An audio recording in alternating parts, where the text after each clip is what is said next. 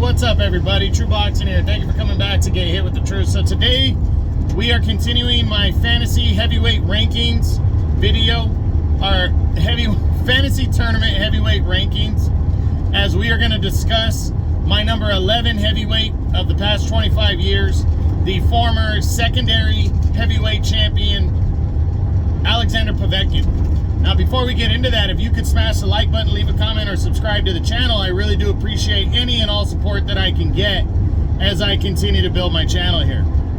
So, we continue the rankings until I'm done with all 32 guys.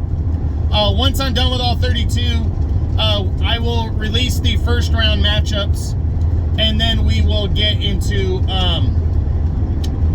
the picking and all that kind of stuff. So now we're going to look at Alexander Povetkin. And Povetkin, just a solid ass fighter. I was a big fan of Alexander Povetkin. He really came on the radar back in like 2000. He had beaten a couple that so-so guys you're supposed to beat. But in 2007, he really came on the radar when he took on veteran former world title challenger Larry Donald. Was the first victory there. He would take on Donald and would dominate him over 10 rounds to a unanimous decision, and this put him into a four-man box-off in 2007 to determine the #1 contender at the IBF title. In that box-off, he would square off against former two-time champion Chris Bird. Bird was only about a year and a half removed from losing the IBF title to Vladimir Klitschko in their rematch. And, there's a lot of people that thought Chris Bird was going to jump back in. Povetkin was only 13-0, so they weren't sure what they were going to get out of the Russian. And Povetkin just broke down, dominated, and stopped Chris Bird in the 11th round impressively in only his 14th fight, and punched his ticket to the finals of that tournament. That four-man box-off tournament, and he would take on undefeated Eddie Chambers in that one. That was in January of 2008, and he would outwork and outclass Eddie Chambers over 12 rounds to become the mandatory #1 challenger.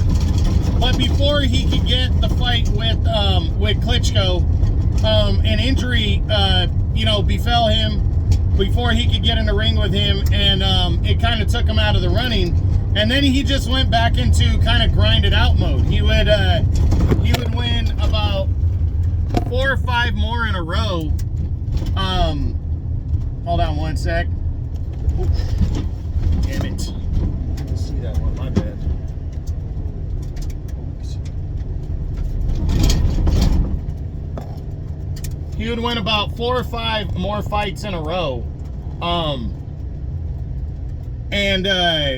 Would get into a showdown finally in 2011. He had earned the right to fight for the vacant WBA regular championship, a regular title they were bringing on in the WBA at the time.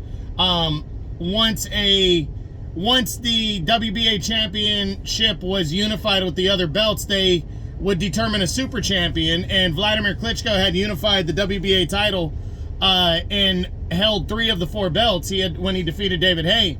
So they declared a regular championship to be held, and he would take on the former WBA champion Ruslan Shagayev. And again, another fight just like the Chris Bird fight, where he was taking on a slick southpaw, and a good slick southpaw that's only defeat at the time was to Vladimir Klitschko. And it was also on 13 days notice when he fought Vlad and lost to him. So there was a lot of people going into this one that thought that Shagayev was going to win this fight. I was one of them. But Povetkin just systematically broke down Shagayev, outworked him, en route to another 12-round unanimous decision, and he won the secondary heavyweight championship with that victory. From there, he would make 4 successful defenses, starting with veteran Cedric Boswell, where he knocked him out in the 8th round. Then he took on I'm not sure if Marco Huck was still the cruiserweight champion at the time, but he would face him next and would outwork him. But it was a good, tough battle where he was overlooking Huck, but he would walk away with a hard-fought 12-round majority decision. But after that, he made quick work of 2 fighters. First, veteran Hasim Rahman, who had was well past his days of knocking out Lennox Lewis. He would take him on and knock him out in only 2 rounds, and then would take on an undefeated but unknown guy from Poland, Andrzej Warwicz, and he would stop him in just 3 rounds. That led to a huge money fight that was paid for by a big Russian business guy, or entertainment place, and they put in a ton of money for him in a mandatory fight to finally get Vladimir Klitschko. And he would challenge Klitschko for the unified championship. He would put his regular belt on the line as they were trying to determine one WBA champion. And he would fight as best as he could in this one, but there was a lot of hitting and holding by Vlad. Vlad would put Povetkin down, I think 3 or 4 times, but again, Vlad held a lot when Povetkin got close. It was a tough one to watch, because at the time, Povetkin was pretty much the number 3 heavyweight in the world behind the Klitschko brothers.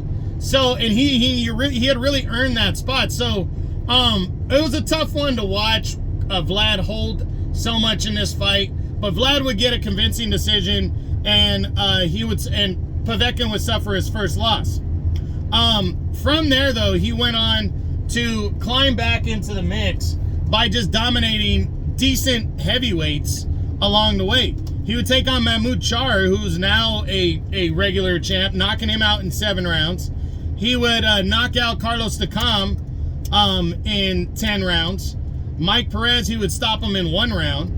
Mariusz Wach, he would stop him in the 12th round. And Johan Duhaupas, who went on to challenge for a world title, he knocked him out in the 6th round. Then defeated a couple more guys along the way.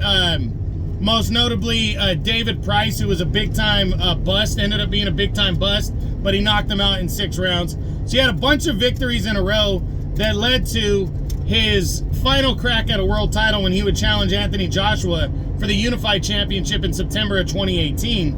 It was a mandatory fight. He went in there, and Joshua just did his thing. Joshua, just broke down Alexander Povetkin, and then impressively stopped him in the 7th round. Povetkin had his moments, but Joshua, that was probably his signature win of that title reign right there. Outside of the win over Vladimir Klitschko, of course, that was one of the most underrated wins for Joshua, because Povetkin was a serious threat and a good fighter. And then after that, he continued on. He fought 4 more times, getting a decision over Huey Fury. Then he fought to a draw, surprisingly, with Michael Hunter. And then his last 2 fights, he upset Dillian White with a knockout in 2020. And then in 2021, they would rematch, and White would return the favor, stopping Povetkin. That was for an interim world title, so that doesn't count. But, and that would be it. He would end up retiring from the sport after that loss to White in their rematch. But Alexander Povetkin beat a couple decent fighters. He really did. Defeating Chris Bird, even though it was a non-title fight. Defeating Ruslan Shagayev was a very significant victory. That was a secondary title fight. Destroying Hasim Rahman. Okay, I know people are going to be like, well, Rahman was past it. Okay, but what are you supposed to do against a past it former champ but destroy the guy? And he did that. So I feel like he did what he was supposed to do in that fight. He didn't get knocked out against Klitschko. Klitschko had to hold on against him. And again, at the time, he was like the number 3 heavyweight in the world. He earned a shot by beating legitimate opponents over the next few years to get that crack at Anthony Joshua. Then he closed his career out against, Dillian White. But, he really had a solid, stellar career that lasted a while. He was a significant player in the heavyweight division for over a decade, well over a decade right there. Getting his first mandatory shot in 2007, beating a former champ in Chris Bird, and a legitimate undefeated contender in Eddie Chambers. Excuse me. And then 11 years later, he's challenging Anthony Joshua, and he's still a top 5, top 10 guy. This guy, again, during the Klitschko era, he got caught up in the fact that the Klitschko brothers ruled the heavyweight division in the 4 belts. And he was the 3rd best fighter in the world for a couple of years there. So, you know, Povetkin deserves a lot more credit than he gets. Yes, he was only a secondary heavyweight champ, but you know what? The WBA legitimized that by putting their secondary belt on certain superstar fighters and calling them 3 division, 4 division, 5 division, whatever champions. So this belt has to be legitimate. It has to be somewhat legitimate. Now, when I did the rankings and the points, you only got half points for the regular belt. But considering how good Povetkin was, who he beat, he deserves to be in this conversation. In his title fights, I believe he finished, he was 5-2 in 7 title fights. So a pretty solid career for him. And yeah, I'm intrigued to see the matchups that he gets, because the guy could hit with fucking power and he could box too. So I'm interested in seeing his matchups in the first round as well, and through the tournament if he advances. So that's it. That's what I got. That's my fantasy heavyweight tournament rankings for my interactive tournament that I'll be doing on my YouTube channel here and on Facebook. I hope you enjoyed the video. If you did, smash the like button, leave a comment, or subscribe to the channel. I appreciate any and all support. This is True Boxing. You've been hit with the truth.